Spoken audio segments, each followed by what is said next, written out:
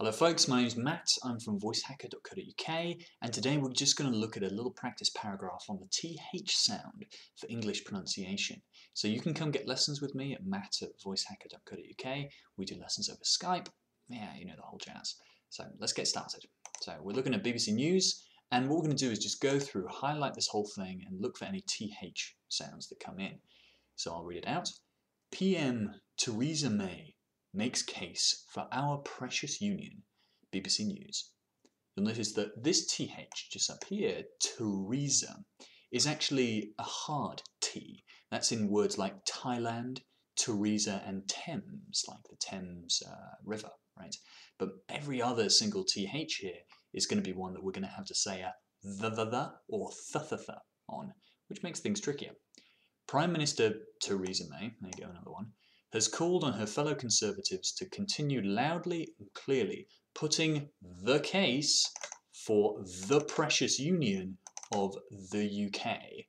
Whoa, so many THs here. And you notice on each of these we're making a the sound. So quite a soft, friction-y sound. It's not like a da, it's a the. During a speech to the Scottish Tory conference in Glasgow, she said, "We are four nations, but at heart, one people." Very inspiring. Mrs May had earlier criticised the SNP-led government at Holyrood for having tunnel vision over a second Scottish independence referendum. Is that Holyrood or Holyrood? Holyrood? I don't know.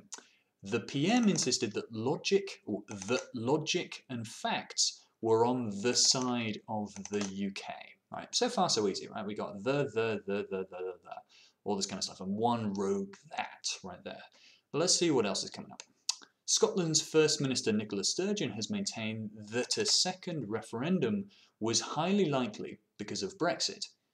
Voters in Scotland backed remaining in the EU by 62% to 38%.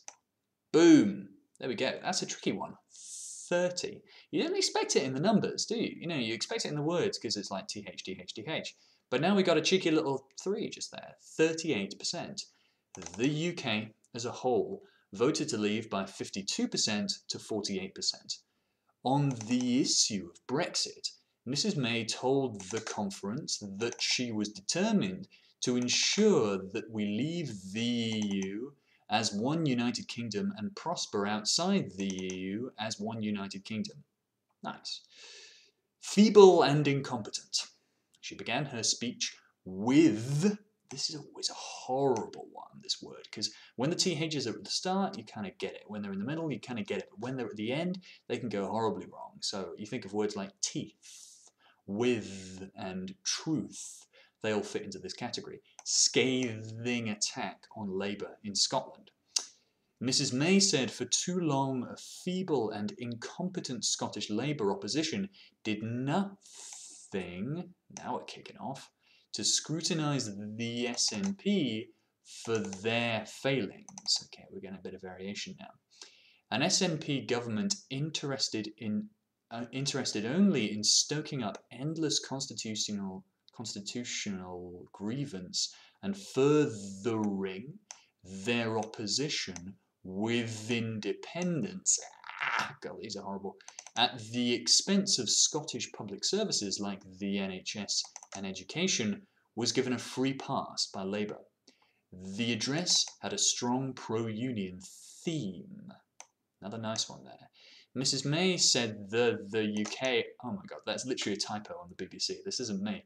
Said the UK, sure, okay, we cherish is not a thing of the past. This little one, the of the, is so nasty because you've got a V going into a TH. Now most people, well some people confuse the V and the TH, so they go of the past, whereas it should be of the past. Horrible. The union I am determined to strengthen and sustain is one that works for working people across England, Scotland, Wales, and, just to mess us up, Northern Ireland. Cool. Alright, so you notice then that we've got words like the, there's loads of the's all over the place. You notice that sometimes I say the expense or the NHS, whereas sometimes I'll say where's a good one? The conference, right? Or the PM. And that's based on, it's kind of based on what sound follows afterwards, but we don't have to worry too much about that now. You'll also notice that there's two types of THs. There's the ones that are in the PM, that, and the, and there's ones that are in, for instance, strengthen. You hear that there, instead of it being a the sound, it's a sound, a kind of wispier sound that's not quite so hard.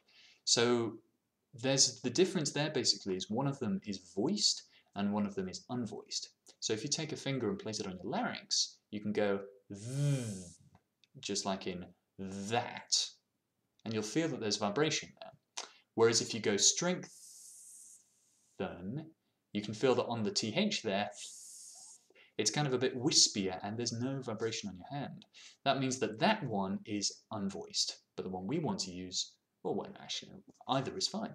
We use different ones in different words, and if you listen out for them, you'll be able to work out which ones are which. Anyway, I've been Matt Pocock. Thank you for joining me. Thank you for joining me for this TH session. I hope to do a few more of these, so let me know in the comments below what you thought of it. Like, subscribe, and please find me at matt@voicehacker.co.uk if you want to get some lessons. See you guys soon.